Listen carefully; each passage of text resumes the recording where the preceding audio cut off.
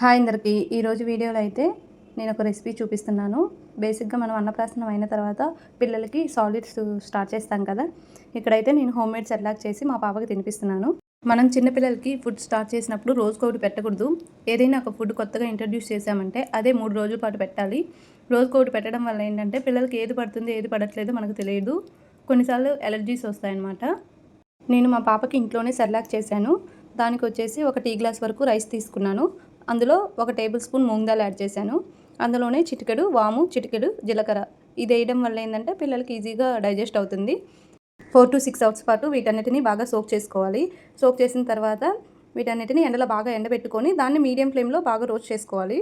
అవి బాగా రోస్ట్ అయిన తర్వాత వాటిని చల్లారించి మిక్సీ పట్టుకున్న తర్వాత ఒక బౌల్లో టీ గ్లాస్ వాటర్ తీసుకొని అందులోనే 1 టేబుల్ స్పూన్ మనం ఏదైతే మిక్సీ పట్టామో ఆ పౌడర్ని 1 టేబుల్ స్పూన్ వేసుకోవాలి. ఇప్పుడు మనము పౌడర్ యాడ్ చేసేటప్పుడు బాగా హీట్గా ఉన్నాయనుకో వాటరు ఉండలు కడుతుంది పౌడర్ వేయంగానే. అలా కాకుండా కొంచెం వేడైనమ్మటే పౌడర్ వేస్తే ఈజీగా కలిసిపోతుంది. థిక్ కన్సిస్టెన్సీ వచ్చిన తర్వాత ఆఫ్ చేసుకోవడమే. దీన్ని చల్లార్చినాక పిల్లలకి ఫీడ్ చేయొచ్చు.